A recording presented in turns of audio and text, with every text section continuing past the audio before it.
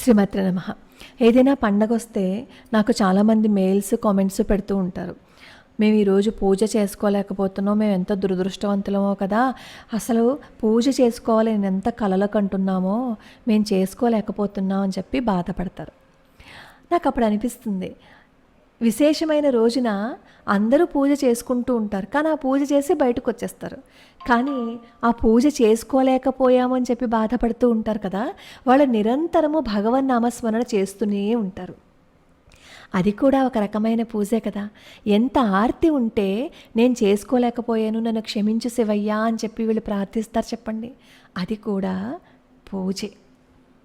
ఈరోజు శివరాత్రి.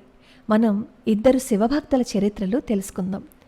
ఏదైనా పర్వదినాలలో భగవద్భక్తుల చరిత్రలు వింటే భగవంతుణ్ణి పూజించిన దానికంటే కూడా భగవద్భక్తుల చరిత్రలు విని ఆ విధంగా మనం నడుచుకుంటే పరమేశ్వరుడికి ఇంకా మన మీద అనుగ్రహం తొందరగా కలుగుతుందనమాట. పూర్వం పాంచాల దేశాన్ని సింహకేతు అనే రాజు పరిపాలిస్తూ ఉండేవాడు. అతని కొడుకు ధనుంజయుడు ధార్మికుడు. ఒకసారి అతను వేటకని అరణ్యానికి వస్తాడనమాట. అక్కడ చాలాసేపు వేటాడినందువల్ల అలసిపోతాడు, దాహం వేస్తుంది.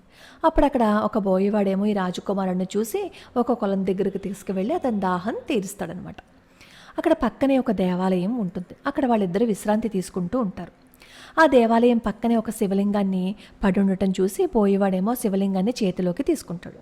అప్పుడు రాజకుమారుడు అది చూసి నీకు ఎందుకు ఈ లింగం అని చెప్పి అడుగుతాడనమాట. అప్పుడు పోయేవాడు అంటాడు, నేను చాలా కాలంగా శివ పూజ చేసుకోవాలని అనుకున్నాను, కానీ నా దగ్గర శివలింగం లేదు, శివలింగాన్ని పూజిస్తే చాలా ప్రశస్తమైంది కదా, అందుకనే నేను తీసుకున్నాను అని చెప్పి అంటాడు. అప్పుడు ఈ ధనంజయుడు ఏం చెప్తారంటే, అవును నిజమే, నువ్వు ఇంటికి తీసుకెళ్ళి భక్తిగా పూజించుకో అని చెప్పి చెప్తారనమాట. అప్పుడు ఆ బోయవాడు అంటాడు, మీరు పూజించుకోమని చెప్పారు, కానీ నేను ఈ అడవిలో పెరిగాను, ఎలా పూజించుకోవాలో నాకు తెలియదు, దయచేసి ఎలా పూజించాలో కూడా చెప్పేయండి, మీరే నా గురుదేవులు అని చెప్పి నమస్కారం చేస్తాడు. అప్పుడు ఆ రాజకుమారుడు అంటాడు, నువ్వేం చేస్తావు అంటే శివలింగాన్ని తీసుకువెళ్ళి నీ ఇంట్లో ఒక చోట శుభ్రం చేసి దీన్ని స్థాపించు. దీని రూపంలో సాక్షాత్తు పరమేశ్వరుడే మీ ఇంట్లో ఉన్నాడు, ఖచ్చితంగా అక్కడ ఉంటాడు కూడా. కాబట్టి నువ్వేం చేస్తావు అంటే నీ భార్యతో కలిసి శ్రద్ధగా నిత్యము పూజ చెయ్యి అని చెప్పి చెప్తారు. ఇప్పుడు చాలామంది అంటున్నారు, శివలింగం ఇంట్లో ఉంటే నిత్యము పూజ చేయకపోయినా పర్వాలేదు అని.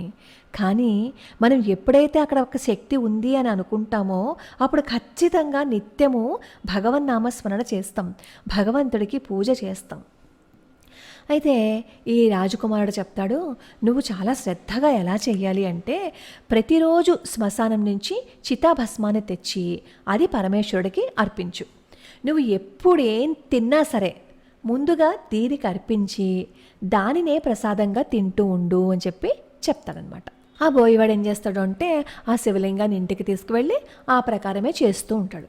ఒకరోజు ఎంత వెతికినా సరే చితాభస్మం దొరకలేదు.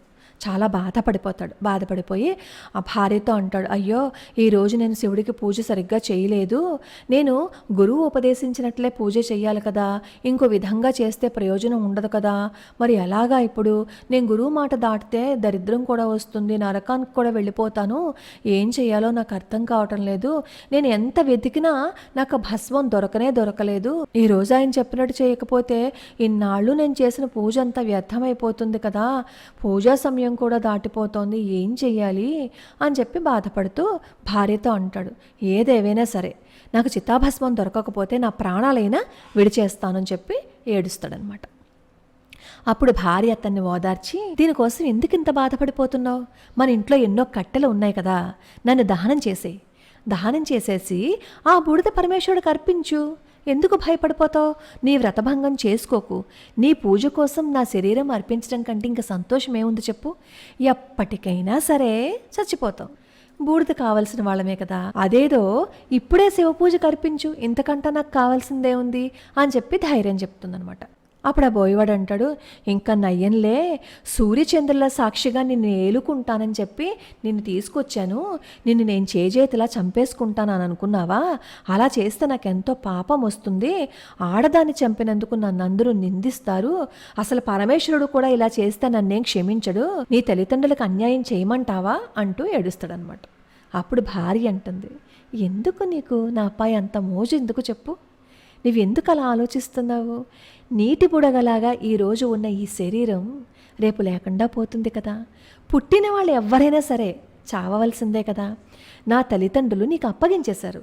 అప్పగించేసిన తర్వాత నేను నీదాన్నే కదా, నేనేం పరాయిదాన్ని కాదు కదా, నీలో భాగాన్నే కదా. పరమేశ్వరుడు కోసం నువ్వు నన్ను దహనం చేస్తే నీ ప్రాణాన్ని అర్పించినట్లే అవుతుంది కదా. నీ ప్రాణమైన నన్ను శివుడికి అర్పిస్తే అందులో తప్పేంటి, అది నా అదృష్టం కదా అని చెప్పి ఎంతగానో పట్టుపట్టి చివరికి అతన్ని ఒప్పిస్తుంది అనమాట. అప్పుడు ఆ భార్య ఏం చేస్తుందంటే ఇంట్లోకి వెళ్తుంది. నేను ఇంట్లోకి వెళ్ళిన తర్వాత నువ్వు నిప్పు పెట్టు అని చెప్పి చెప్తుంది. ఈ బోయివాడు అలాగే చేస్తాడు. భస్మం అయిపోయిన తర్వాత భక్తితో శివలింగానికి ఆ భస్మాన్ని అర్పించి, నేను నీకు ఎటువంటి లోటు చేయలేదయ్యా అంటూ ఏకాగ్రమైన మనసుతో శివుడికి ఆ భస్మాన్ని అర్పిస్తాడు. ప్రతిరోజు ఈ భస్మాభిషేకం అయిపోయిన తర్వాత ప్రసాదం నైవేద్యం పెడతాడు కదా. అలవాటు ప్రకారం ఏం చేస్తాడు అంటే ప్రసాదం తీసుకోవడానికి రమ్మని చెప్పి తన భార్యని పిలుస్తాడు. అంతే, శివుడి అనుగ్రహం వల్ల ఆవిడ బ్రతికి శరీరంతో నడిచొస్తుంది. వాళ్ళిద్దరూ శివుని ప్రసాదం తిన్నాక చూస్తే ఇల్లు వెనకటిలాగే ఉంది, చెక్కు చెదరకుండా ఉంది. ఆ బోయేవాడు ఆశ్చర్యపోతూ ఉంటే భార్య అతనికి చెప్తోంది, స్వామి 4 పక్కల ఇల్లు అంటుకుని మండిపోతున్నా కానీ నాకేమో చలేసేస్తుంది. నేనేమో ముడుచుకుని ఇలా పడుకున్నాను, నిద్ర పట్టేస్తుంది. తర్వాత నాకు ఏమైందో తెలియదు. మీరు పిలిచారు కదా, పిలిచిన వెంటనే నాకు మెలకువ వచ్చేసింది అని చెప్పి భార్య అంటుంది. అప్పుడు శవరుడు, ఆహా ఏంటయ్యా ఈ లీల అని చెప్పి అనుకుంటాడు. అప్పుడు పరమేశ్వరుడు వాళ్ళిద్దరికీ సాక్షాత్కరిస్తారనమాట. వాళ్ళు నమస్కారం చేసుకోగానే జీవితాంతం వాళ్ళు 1,000,000 సంవత్సరాలు స్వర్గంలో నివసించేలా వరం ఇచ్చి అదృశ్యమైపోతారు. అంటే పరిపూర్ణమైన విశ్వాసం ఉండాలే కానీ ఎంతటి ఫలమైనా మనకి లభించి తీరుతుంది. మనం పరిపూర్ణమైన విశ్వాసం ఆ భగవంతుడి మీద పెట్టం. అక్కడ ఉన్నది మన దృష్టిలో ఒక విగ్రహమో ఒక ఫోటోనో అని ఆలోచిస్తాం కాబట్టే మనం ఇంకా ఆయన పాదాల దగ్గరికి వెళ్ళలేకపోతున్నాం. కానీ అక్కడ కూర్చున్నది పరమేశ్వరుడే, అక్కడ కూర్చున్నది అమ్మవారే, అక్కడ ఉన్నది మహావిష్ణువే. ఆయనకి నేను ఇన్ని ఉపచారాలు చేస్తున్నానని ఎప్పుడైతే స్పృహతో ఉంటామో అప్పుడు ఖచ్చితంగా భగవంతుడి అనుగ్రహం ఉంటుంది. దీనికి ఉదాహరణే తిరునీలనక్క నాయనార్ చరిత్ర.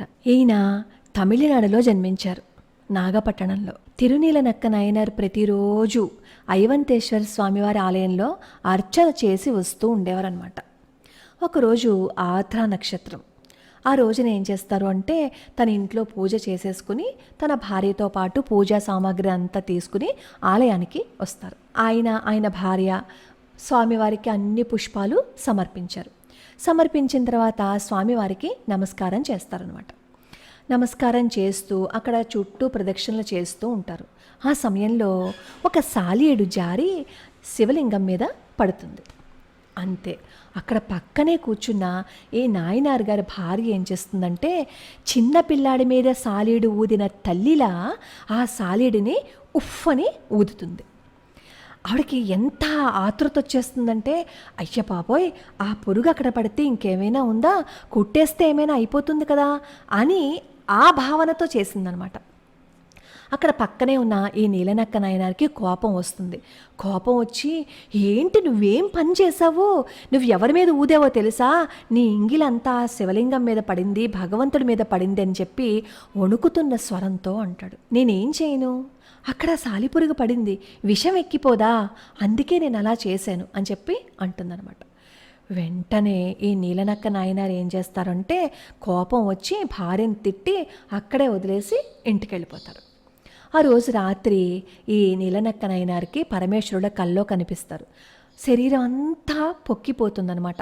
ఒక్క సాలీడు ఎక్కడైతే పడిందో అక్కడ వీళ్ళ భార్య ఎక్కడైతే ఊదిందో అక్కడ తప్ప. అదే మాటని అడుగుతారు తిరునీలనక్క నాయనార్ స్వామివారిని. అడిగితే, అవును అక్కడ తప్ప ఒళ్ళంతా ఎలా పొక్కిపోయిందో చూడు, ఈ భార్య ఊదిన చోట మాత్రమే చూడు బాగుంది, మిగతా శరీరం పొక్కిపోయింది చూడు అని చెప్పి అంటారు.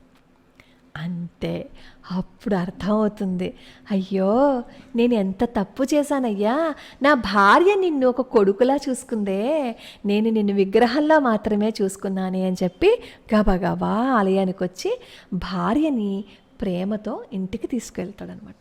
మనం ఈ 2 కథల్లోనూ అర్థం చేసుకోవాల్సింది ఏంటి అంటే, పరిపూర్ణమైన విశ్వాసంతో భగవంతుణ్ణి కొలిస్తే ఆయన అనుగ్రహం ఉంటుంది.